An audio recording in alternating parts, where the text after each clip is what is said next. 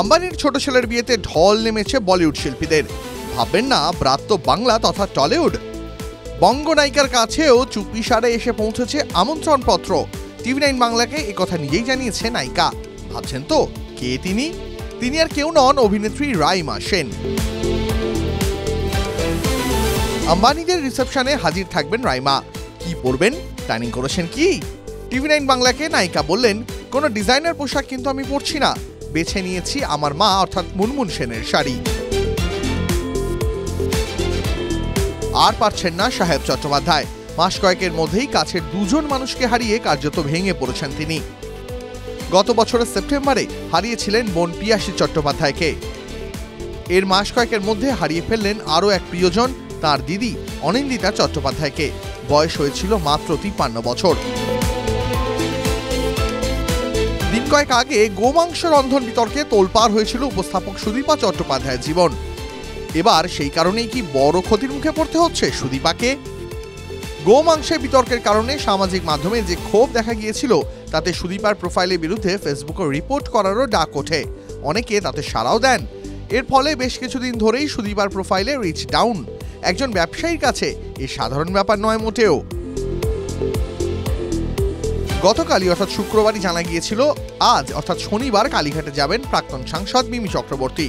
সেই মতোই শনিবার সাত সকালেই সেখানে হাজির হলেন তিনি। মিমি চক্রবর্তী ও শাকিব খান অভিনীত বাংলাদেশে ও ভারতের যৌথ প্রযোজনায় নির্মিত ছবি তুফান যাতে বাংলাদেশের মতন এদেশেও ভালো ফল করতে পারে, সেই কারণেই মন্দিরে পুজো দিতে যান মিমি। কয়েকদিন আগেই সোনাক্ষী সিনহাকে হাসপাতাল থেকে বের হতে দেখে নেটিজেনদের একটা বড় অংশ মনে করেছিলেন সোনাক্ষী মা হচ্ছেন। এবার সেই নীরবতা ভেঙে সোনাক্ষীর শ্লেষ। বিয়ের পর একটাই পরিবর্তন হয়েছে, এখন হাসপাতাল থেকে বেরোলেই লোকের মনে হচ্ছে আমি প্রেগন্যান্ট। তিনি যে মা হচ্ছেন না তা যেন কার্যত বুঝিয়ে দিয়েছেন সোনাক্ষী। বাবার অসুস্থতার জন্যই হাসপাতালে যেতে হয় শত্রুঘ্ন কন্যাকে। কয়েকদিন আগেই কলকাতা এসেছিলেন পরিচালক নীরজ পান্ডে। স্পেশাল 26 থেকে শুরু করে MS ধোনি, ওয়েডনেসডে এর মতন তুখোর ছবি পরিচালনা করেছেন তিনি। অনেকেই জানেন না, আধুনা বলিউড কাঁপানো নীরজ কিন্তু আদপে হাওড়ার ছেলে। তবু বাংলা ছবি পরিচালনায় না তার। কেন? তার দাবি, একটা ছবি পরিচালনা করার জন্য বাংলা ভাষায় বা বাংলা সংস্কৃতির ওপর যে দখল দরকার, ভাষাটা যেভাবে জানা দরকার, দীর্ঘকাল রাজ্যের বাইরে থাকার কারণে সেই দখল তিনি হারিয়ে ফেলেছেন। হাসপাতালে গিয়ে প্রথমে কেমো নেওয়ার ভিডিও শেয়ার করেছিলেন হিনা খান। কেমো নেওয়ার পরেই নিজের হাতে চুল কেটেছেন হিনা। নতুন রূপে মেয়েকে দেখে কান্নায় ভেঙে পড়েছিলেন তার মা। সেই মুহূর্তেও সমাজ মাধ্যমে তুলে ধরেছিলেন হিনা। এবার শরীরে তৈরি হওয়া ক্ষতের ছবিও পোস্ট করলেন অভিনেত্রী।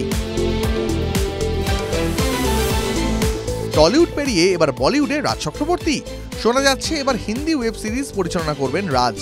প্রেক্ষাপটে তারই বাংলা ছবি পরিণীতা। জাতীয় স্তরের একটি প্রথম সারির ওয়েব প্ল্যাটফর্মে মুক্তি পাবে এই সিরিজ।